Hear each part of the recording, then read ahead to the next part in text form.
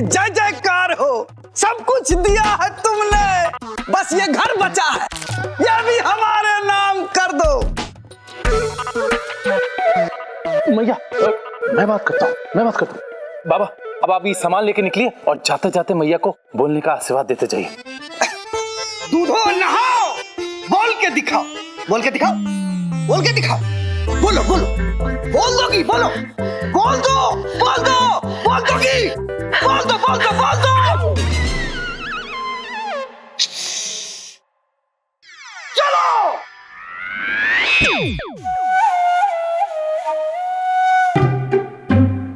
क्या हुआ मैया, दान देने में कुछ कमी रह गई का?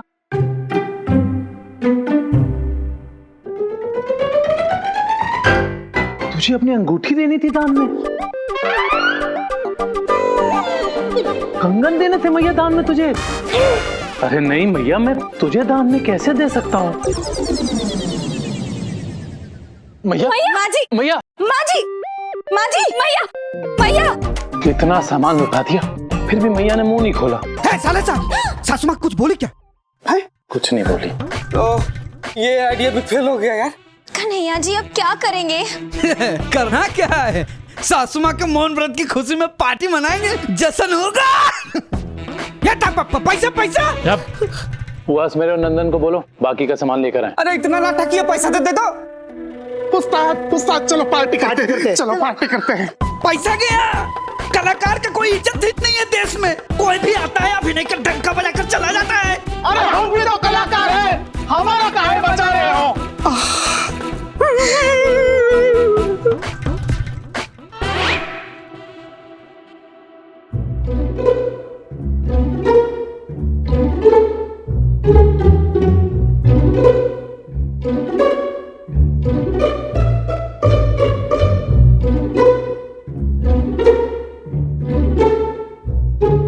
माजी, आप, मुझे पता था आप यहाँ आएंगी, ये पूछने के लिए कि मैं खाने में क्या बना रही हूँ, कैसे बना रही हूँ और कितना बना रही हूँ, है ना?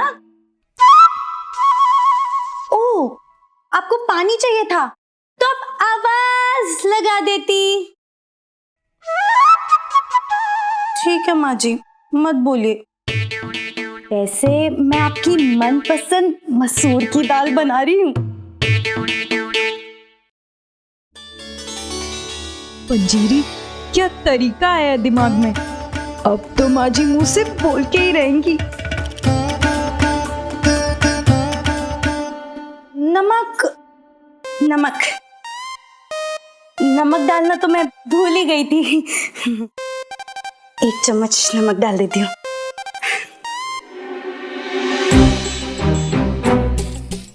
और एक डाल देती हूँ, कम लग रहा है। ठीक है ना माँ जी? अरे कितना नमक डालेगी? और एक डाल दूं? हाँ, कम पड़ रहा है ना?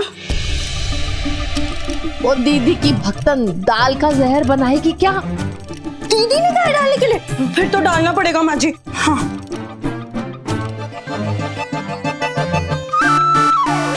क्या हुआ माँ जी? बाहर जाऊं? ठीक है।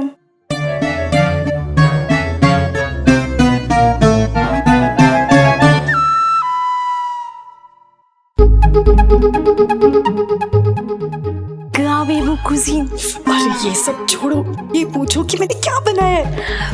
वही पूछ रही हूँ, क्या बनाया तुमने? पूछो ना क्या बनाया है। वही पूछ रही हूँ, क्या बनाया तुमने? मैंने माँ जी की मनपसंद मसूर की दाल बनाई है। अभी अभी गैस पे चढ़ा के आई हूँ। ठीक है, अब तुम अंदर जाओ और उसका सत्यानाश कर दो। मतलब?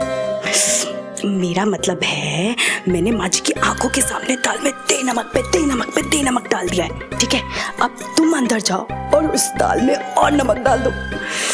देखना माँ जी गुस्से में जरूर चिल्ला उठेंगी। और दीदी के आशीर्वाद से बहुत अच्छा मौका मिला है। जाओ जल्दी जाओ जाओ जाओ, जाओ। अरे ये कह रही है दीदी कहाँ चली गई अच्छी खासी दाल बिगाड़ के। क्या हुआ माँ जी, कैसे ला रही हुई? आप इतनी परेशान क्यों लग रही हैं? अच्छा, पंजीरी नमक डालना भूल गई। माँ जी ने कहा 2 चम्मच नमक डाल। अरे और नमक नहीं डालना है। अच्छा 10 चम्मच। 1 2 3।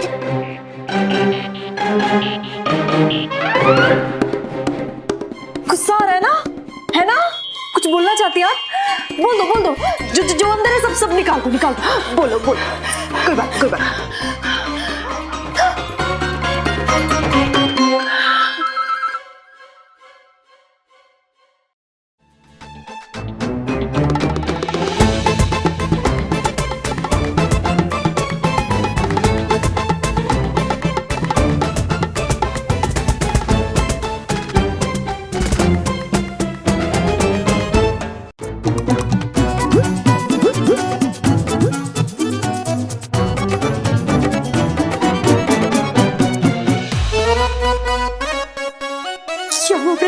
माँ जी ने कुछ बोला?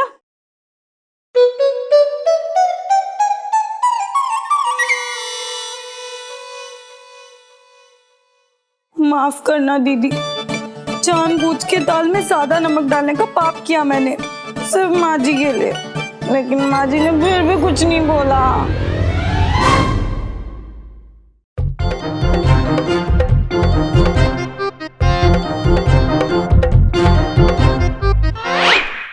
इसका मतलब तुम्हारी दाल भी नहीं गली पंजीरी।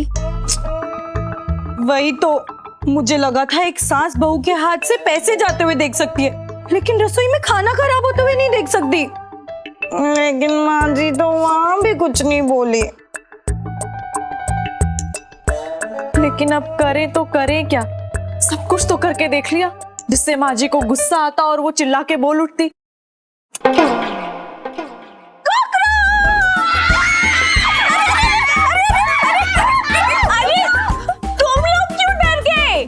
मैं तो कह रही थी कि क्यों ना हम कॉकरोच छोड़ दें मम्मी जी के कमरे में। हाँ नहीं, माँ जी को कॉकरोच से डर नहीं लगता। एक दिन रसोई में खुद कॉकरोच की टंगड़ी पकड़ के खिड़की से फेंक दिया था माँ जी ने।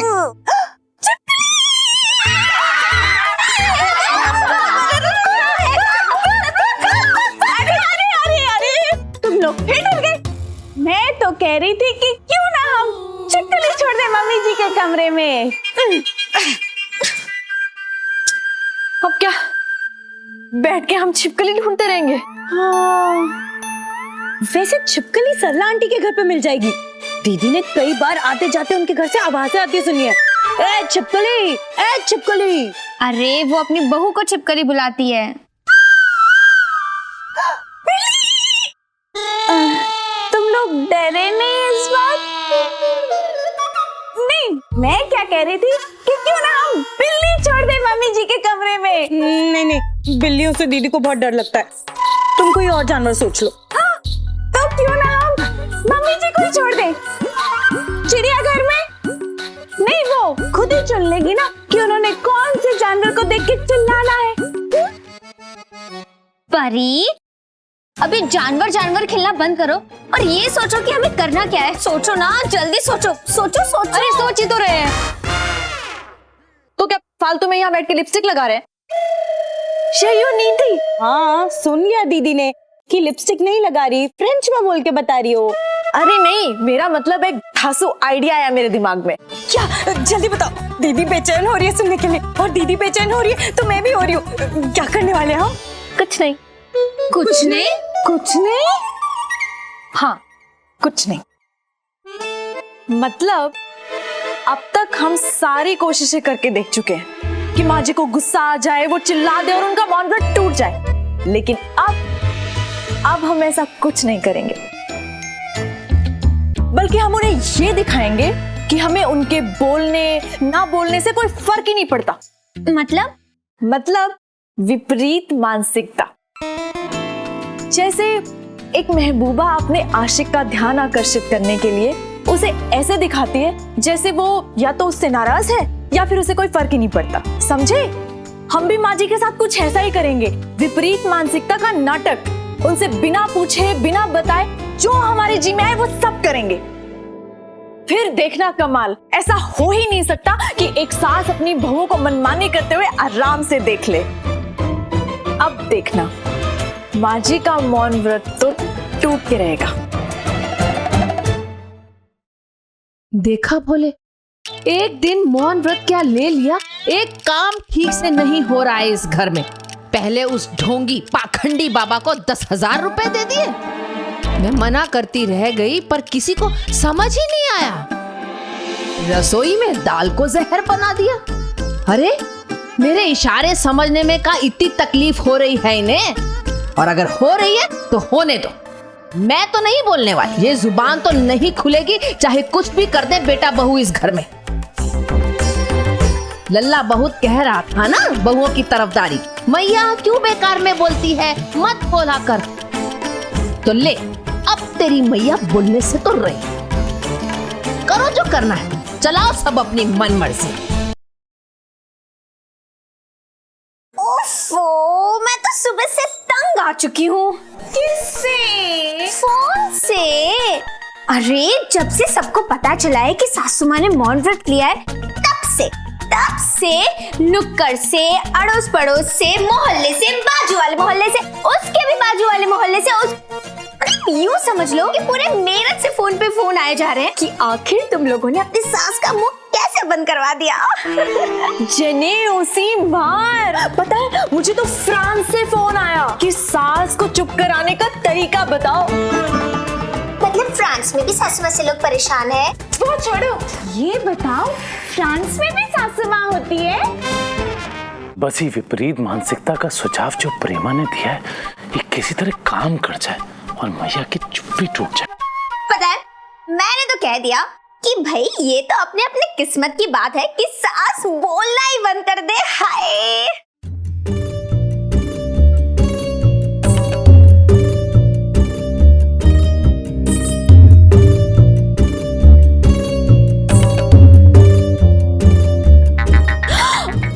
फोन आ रहा है, 1 मिनट। हेलो जी, कहाँ से? मेरठ बहु संगठन से। जी कहिए। जी हाँ, बिल्कुल सही जगह फोन लगाया आपने, यही है कुंती निवास। हाँ, मैं उनकी बहू बोल रही हूँ। हमारी ही सास का नाम है कुंती देवी।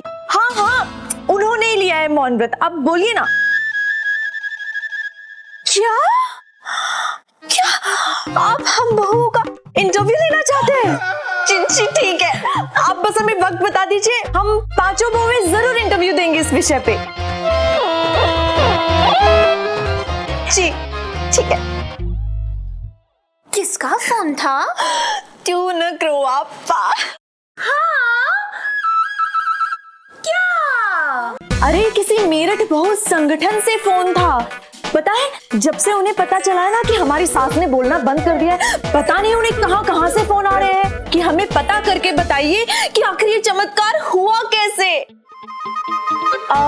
हम बहुओं का एक इंटरव्यू लेना चाहते हैं और वो इंटरव्यू वो टीवी पे दिखाएंगे, जिससे एक बार में सारी सास से परेशान बहुओं को पता चल जाए कि ये सास का मुंह बंद कराने का राज क्या है। ये चाल तो उल्टी पड़ रही है। ये तो खुश हो रही है कि बुढ़िया चुप है। बाप रे, ये तो कमाल हो गया, टीवी पे इंटरव्यू। हाय, सोच के देखो, हम तो मशहूर हो जाएंगे। लेकिन उनको बोलना हाँ थोड़ा जल्दी आ जाए, वरना पता चला कि उनके आने से पहले सासू माँ ने मौन व्रत तोड़ लिया। वाह, बहुएं तो मेरे चुप होने की अचानक दिवाली बनाने लगी। ये चल क्या रहा है?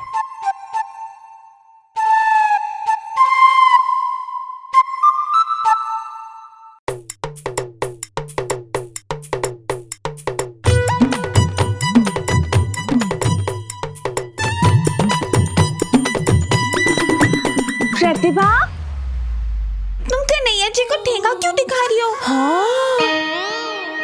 अरे ये ठेंगा नहीं है, शाबाशी है। मुझे लगता है विपरीत मानसिकता का तरीका काम कर रहा है। देखी नहीं सासू माँ की बेचैनी? हाँ, त्रिबिया लापुशेनिता, ये तो तीर एकदम निशाने पे लगा। मुझे लगता है लोहा एकदम गर्म है, हमें हथौड़ा मार देना चाहिए, है ना? हमारी अगली चाल? और वो क्या है? मम्मी जी ने कहा है तोल मोल के तोल। नहीं, फिलहाल तो प्रेमा ने कहा है कि हमें गरम लोहे पे हथौड़ा मार देना चाहिए। मैं एक काम करती हूँ, पंजीरी को कहती हूँ कि वो गैस पे लोहा गरम करे, तब तक मैं और कन्हैया जी हथौड़ा लेके आते हैं। चलिए परी।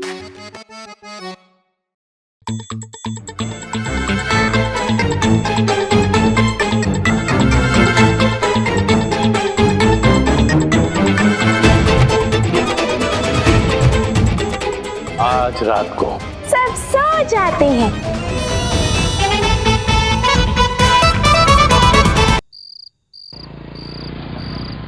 माँ जी ये लीजिए, आपके लिए गरम गरम रोटियां। आई, ये लीजिए नैना जी।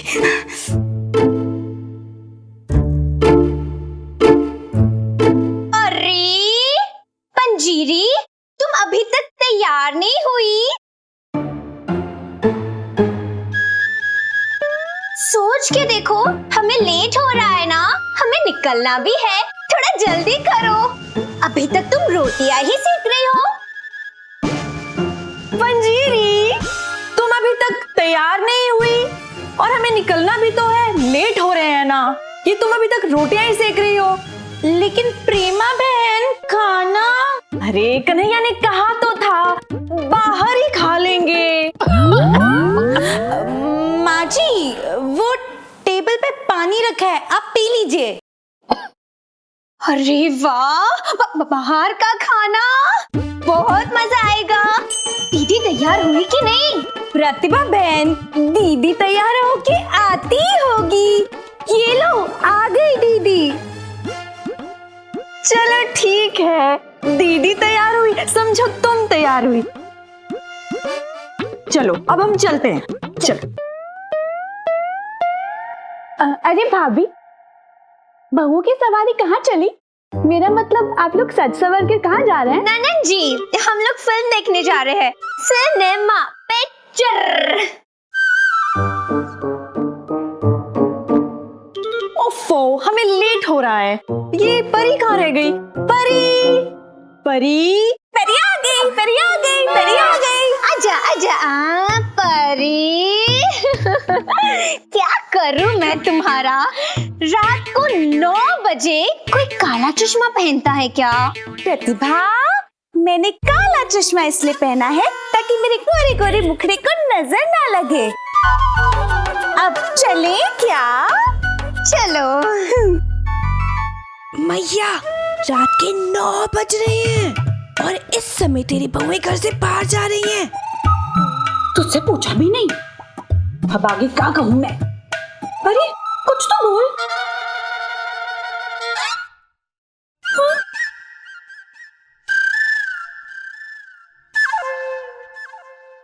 प्रतिभा, हाँ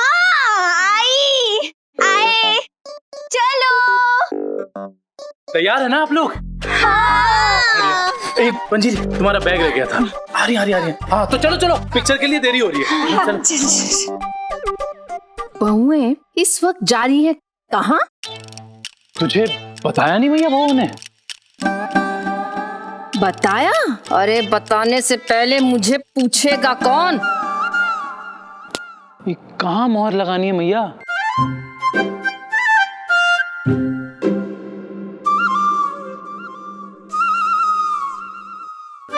तुझसे पूछा नहीं बहू ने? कन्हैया जी, अब इसमें पूछने वाली क्या बात है? बस पिक्चर ही तो देखने जा रहे हैं हम लोग।